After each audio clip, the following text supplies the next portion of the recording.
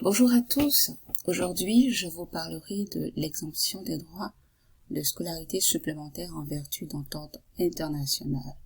Donc, vous pourrez voir toutes ces informations sur le site québec.ca dans le menu Aide financière pour étudiants étrangers et dans la sous-rubrique Exemption des droits de scolarité en vertu d'entente internationale. Donc, une exemption des droits de scolarité peut être accordée à des étudiants d'un pays ou d'une organisation internationale signataire d'une entente en matière de mobilité étudiante. Elle concerne donc les étudiants français, étudiants belges francophones, étudiants d'autres provenances. Donc, vous avez les détails pour les étudiants français, les conditions d'admissibilité, pareillement pour les étudiants belges francophones, les conditions d'admissibilité.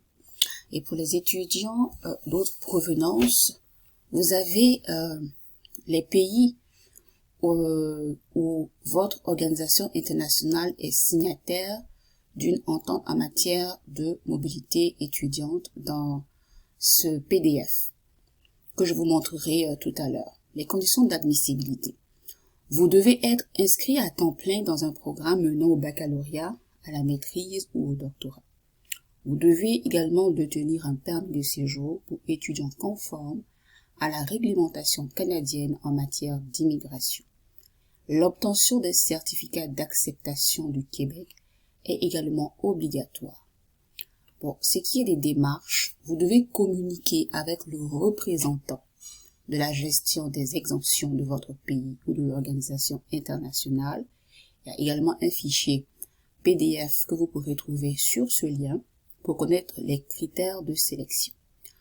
En point 2, faire une demande d'admission dans une université au Québec.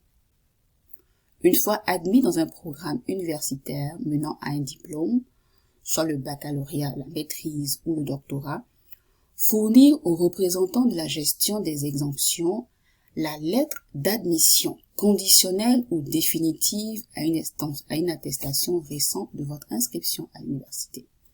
Vous devez également fournir le formulaire de candidature pour l'attribution des exemptions des droits de scolarité supplémentaires. Il y a également un PDF que vous pourrez trouver sur ce lien.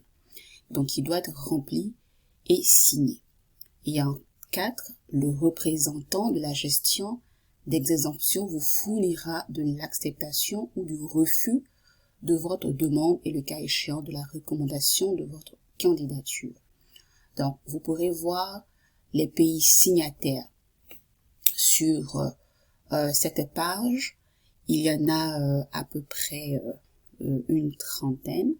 Donc, pour ne citer que l'Algérie, l'Allemagne, le Burkina Faso, le Burundi, le Cameroun, la Chine, la Colombie, la Côte d'Ivoire, l'Égypte, l'Italie, le Madagascar, Mali, Maurice, Mauritanie, le Mexique, le Rwanda, le Togo, la Tunisie et pour terminer, le Vietnam. Donc, vous avez le nombre d'exemptions proposées, le cycle d'études. Donc, par exemple, pour l'Algérie, il y a 83 donc bourses qui sont octroyées, dont 31 pour le premier cycle, 42 pour le deuxième cycle et puis 10 pour le troisième cycle. Donc, tout en parcourant cette page, vous pourrez voir les différents nombres d'exemptions qui sont proposées. Au Cameroun, par exemple, vous avez 16 au total, dont 8 pour le premier cycle, 8 pour le deuxième cycle. Et bon, malheureusement, il n'y en a pas pour le troisième cycle, mais pour d'autres pays, il y a des exemptions qui sont disponibles.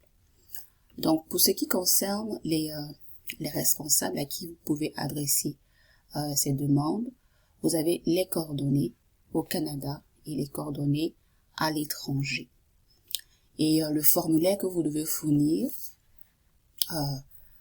vous demande donc de rentrer votre nom, date de naissance, votre adresse, l'établissement dans lequel vous avez eu votre admission et vous signez, vous soumettez votre demande.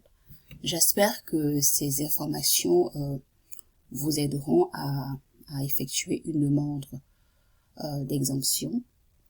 Et sur ce, je vous souhaite encore de passer une agréable journée, une bonne nuit où que vous soyez. Et je termine par la pensée qui dit je peux tout par celui qui me fortifie. Allez, prenez bien soin de vous et à la prochaine. Bye bye.